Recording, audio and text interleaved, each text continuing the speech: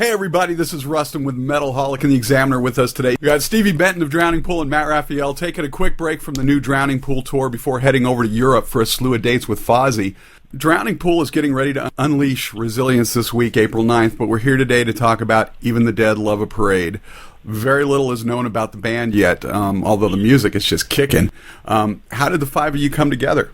Well, pretty much just about every guy in the band except the singer has worked on the road with Drowning Pool in the past. So, we spent a lot of time together already. Our sound guy, Braxton, plays guitar in Even the Dead, and Clint, the drummer, used to be the drum tech. So, you're out on the road, there's a lot of downtime, where you just sit around and bullshit and drinking beers with your buddies, and all of us hanging out, having a great time. We were like, man, here we are on the road partying. We should start a band. That would be awesome. We'd have a reason to, hang out together all the time and rock out. So that's really where it took hold, was all of us just being, close friends and having similar taste in music, and all of us being like into, the really kind of heavy stuff, probably heavier than any of the Drowning Pool stuff. So yeah, just it was a common love of the same music, the same booze. That's really what brought the whole band together. It's all about the booze, man. Absolutely. Now, did you guys, when you guys were sitting around bullshitting about this, obviously, I don't know if you had a sound in mind when you put the band together, but did it evolve as you actually began playing together? It did evolve quite a bit, because when we first started, Braxton had a really good friend, this chick singer, and she's a really good singer, but when we started out, we're playing all these heavy riffs. At first we thought, well, maybe different and cool. But then, after listening back, we were like, we really, I think she's got more of a, what would you say, Matt? More of a pop punk kind of sound to her.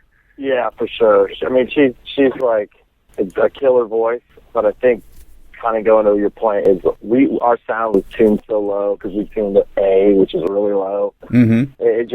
The two things just were kind of a little bit working against each other. She came out of the box. The first track was really hot, but like Stevie said, she doesn't have she has a little bit more of a punky kind of pop thing happening, where it's still heavy and metal, but it's definitely a little bit to the left of where Even the Dead was going at the time. Right. So we kind of axed that whole thing, and then just started looking around for singers, and Matt came across Jordan. I guess you heard his demo online or something like that, I think. Yeah, I pretty much spent the better part of a couple weeks just scouring the internet, Reverb Nation, and listening to word of mouth people who's got some tasty vocals, and didn't really have one sound in mind. Was just looking for somebody that was a good singer and had obviously had the total package in lyric wise, and I listened to Jordan's The Better Health stuff, and I was like, wow, this kid's great. So I cyber stalked him, which is kind of weird. I found a bromance going on between the two of them for a little while. Yeah, there was a bromance for sure. I called him at his work, and he worked at Guitar Center. And so I threw the DP card out there, figuring surely he'll think he's getting some big sale, So he called me back, and I told him right off the bat, I was like, "Look, dude, I'm not buying anything."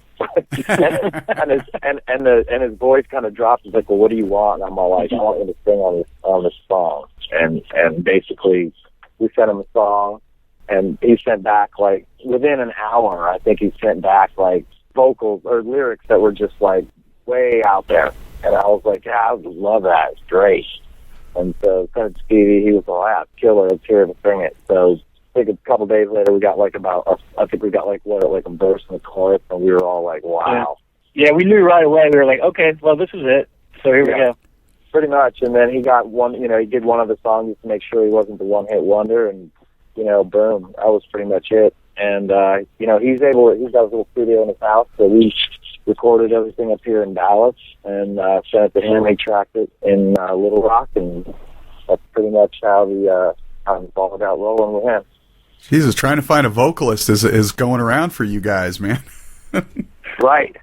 No kidding. So now, I figure one of us would have just given up our instrument and started singing. And haven't we all worked at Guitar Center at one point or another?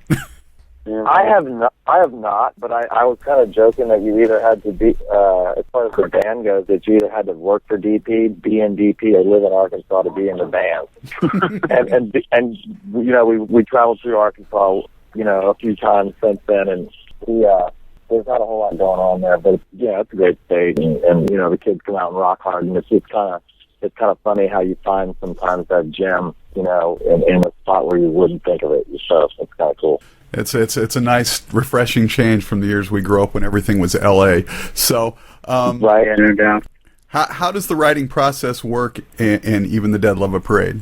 It's a lot of, I guess all the music comes from all of us here in Dallas, and the guitar player Braxton has his own studio. You know, he records. That's like his main gig. Right. He records a lot of bands, so it's easy for us just to pop in there and track a bunch of music. And, you know, in this day and age, it's just so easy to, you know, upload all those files and send them to Jordan in Arkansas and have him track all the vocals. I mean, we don't even have to be in the same state to get the entire demo done. You know, all the music was tracked in Dallas with Jordan not there, and all the vocals were tracked in Arkansas by Jordan with none of us there. So yeah, it's amazing how it all kind of fits together.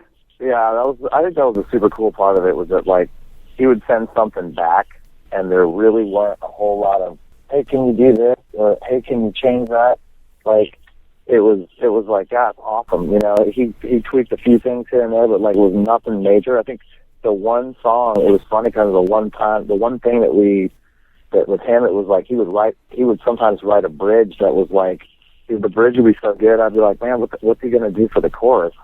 And so there were a couple songs that kind of were maybe not the ones that we thought would be like Heart Poacher, for example. I didn't think that was going to be the one we would do the video for, but he totally changed up the chorus to it after the first time he did it. And once we got it back, we were like, man, this might be the one. You know, that might be the thing. You know, I guess you'd say the single or the video or whatever. So it was cool. You know, it definitely, like you were saying, the puzzle pieces just kind of fell into place with the writing process.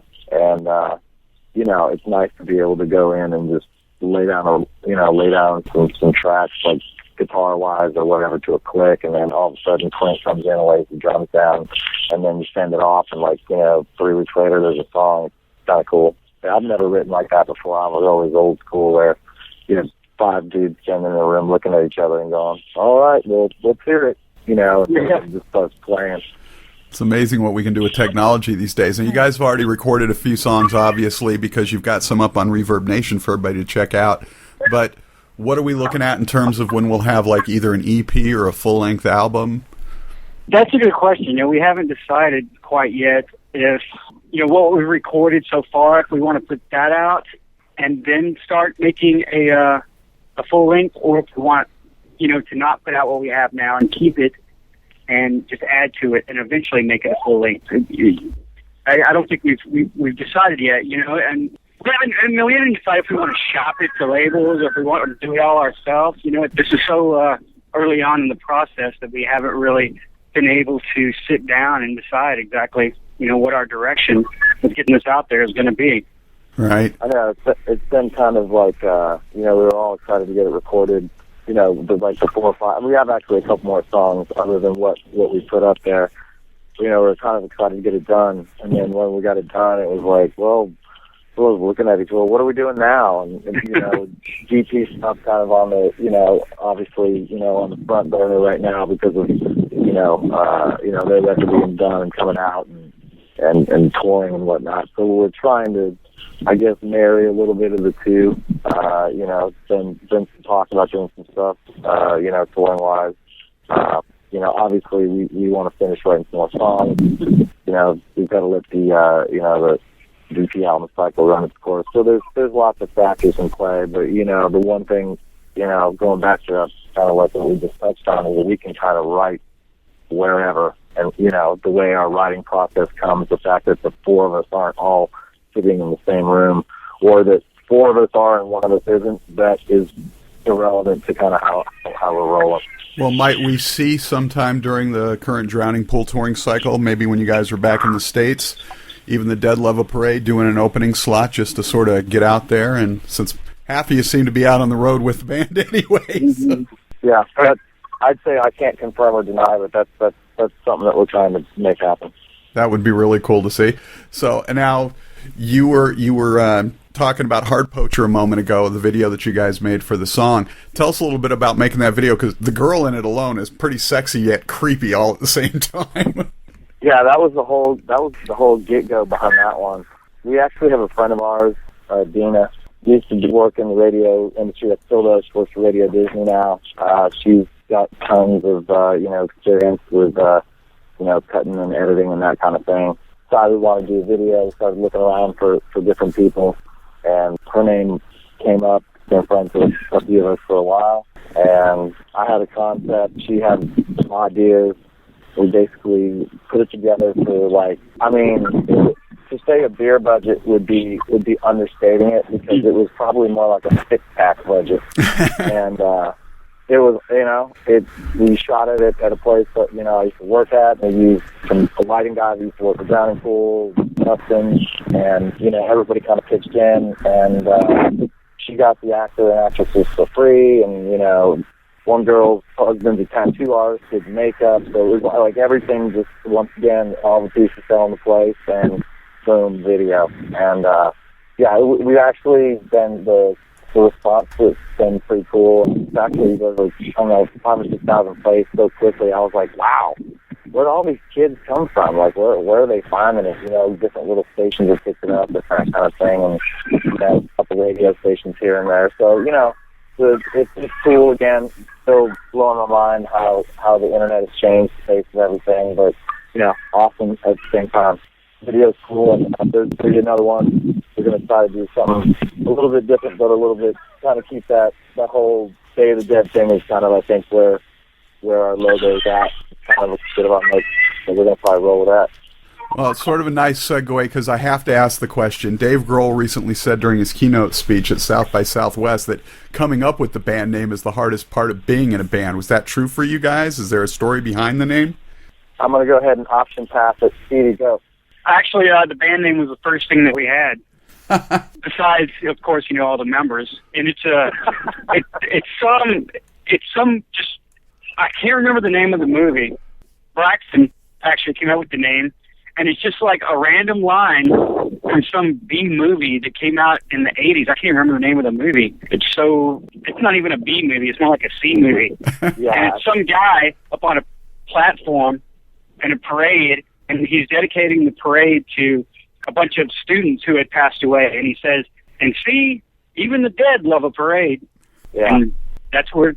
We literally just saw that the other day, I think. Yeah, for the first time. Yeah, we had no idea. And Braxton was the one and Clint came up with it. But strangely enough, they came up with it in the back lounge while touring with Drowning Pool. And they were like, oh, that would be a great name for a band. And so they kind of just held it in the back of their head, I guess. And then boom, that was obviously right out of the gate. There you go. Well, see, and that was probably why it was easy for you guys, because you guys didn't start with the band together, jamming and writing songs, going, okay, now we need a name. You guys were sitting around like all the guys in the garage going, man, we should start a band. I got a really cool name. What do you think of this? Yeah, exactly. Yeah. We just had to figure out how to make the music cool. That was like, that ended up being the easier part of it than finding the cool name. So it's funny. All right, so in a little bit here, I'm going to be talking to the legendary Udo Dirkschneider of Accept, and of course now UDO. Were either of you guys fans of Accept? Oh my God, yes. Oh hell yeah! All right, Balls to the wall, man. Come on. Yeah. I figured as much, but you never know. So if you guys got a chance to ask Udo a question, what would it be? Man, I would really like to know, just from a musical standpoint, coming out with that being their big hit in the 80s, the ultra-conservative, maybe the music industry was as conservative as it is now, but I know anytime we put out a song that has any kind of freaking ambiguous message, we have to go through just this long freaking process of getting it cleared by hundreds of people. And I really wonder if that song, they had the same problem, trying to sell it to their label, or did they have some cool guy at their label back then and just went balls to the wall? That's perfect. Yeah, hell yeah. This is the story of how that song became the hit that it was. I'll bet you that he didn't have to.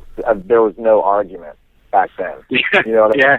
Right. Nowadays, if you you can't say anything that's even related to a gonad or anything that's supposed to go. You know, I mean, there's just no way. The new Drowning Pool single, One Finger and a Fist. The label for weeks begged us to change the name of the song because they were just afraid that the title would just send the wrong message. We're like, man, we are not watering this down. I mean, that phrase is the whole song. If you don't call it that, then it just seems pointless.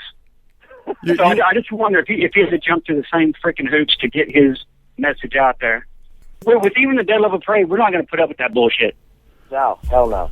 That's why I think we've just decided we're going to do everything on our own. Right. We're just going to put it out there, and who cares? I mean, I think, one of the cool things about that era, there were so many songs like that, you know what I mean? And there was, again, the PMRC came along, and, right. I was watching this thing on Twisted Sister the other night, and it was like, I think it was best said that, I think Nikki Sixx maybe have said it. He said that them putting the sticker on the record was the best thing they could ever do, because when I was a kid, that would be the record I'd want to buy. You know? And it's like, not that anybody's really buying records anymore, but still, people, the ones that you're not supposed to see, or the things that are hidden under your dad's, right. desk drawer or something like that, those were the magazines you wanted to read as a kid, and those were the records that you'd want to listen. So, it's so funny how some of it's come full circle, yet some of it's still the same, That's kind of weird, you would think, in this day and age, when you can see tits on TV and you can swear now like you couldn't before, and everything's so accessible, you would think that you would have had a problem with a song like Balls to the Wall or One Finger and a Fist back then, not now. Nowadays, you would think, say whatever the hell you want, Right. I was having a conversation with somebody the other day, and they were like, we were talking about when you have that, that moment or that talk with your kid about not swearing and swear words and stuff like that. I'm all like, man, with the internet nowadays, your kids are going to teach you new swear words that you don't even know existed. It's like, you can get, at such a young age, they're so like, everything is at their fingertips, where, when I was young, that wasn't the case. You really had to stretch to find some stuff. So, dude, when I was going through Google Images, when One Finger and a Fist was first getting ready to be a single, and I just wanted to find like some artwork or kind of just get an inspiration. So at first I Googled finger, and a bunch of finger stuff comes up. Then I Googled fist, and there's just a bunch of picture of fists. So I'm like, man, this is all pointless. So I'm thinking, let me see what if I put in fisting? Google Images. Oh my God, dude. Oh man, it's all out there. Yeah, you can't get that out of your head either. Oh, no. Oh, man. That's awesome. See, that's the thing. That would be, if I was a kid, that would be what I would be Googling. Exactly. I'd be taking it to, hey, Dad, did you know? That's mighty hilarious. Hilarious. Same time, though, if I could ask Udo a question, I would want to know, I mean, this is kind of weird, but I would want to know if he had a condo bunk. I mean, he is like, I know I'm not a tall person, and neither is Stevie, but like for me, a condo bunk is pretty spacey. That's like an apartment. It's got to be, right? It literally. How tall is he compared to the rest of his band? Not very. No, he's not. Like I wonder if he had a condo bunk. Yeah, I don't even know if those were invented yet. Back in the day, man. Probably there wasn't not. even a Prevo yet, was there? It was all Eagle stuff, wasn't it? I don't know. I gotta know. I mean, that would be like that. Well, yeah, maybe not. I don't know. It was like great. He was greatness. That band is greatness. Are they still touring? Like, are there still original members in the band? Well, Accept is still touring with a new singer, Mark Tornillo, and UDO is still touring. As a matter of fact, they're getting ready to release their 14th album. So wow. But so they're both still going strong. We get two of them. So and it's funny, if back when Udo had first started out, he'd looked up fisting on the internet, there wouldn't have been a female pitcher that showed up. So you could tell how much times have changed. So all right, right, exactly. So before we get out of here, totally random and pointless question of the day: if you could star in any TV series, what would it be? Oh, and it's a TV series, so my first inclination would be I would want to be on like the NFL Network, but I don't really think that counts. Okay, man, I don't want to be on a Honey Boo Boo.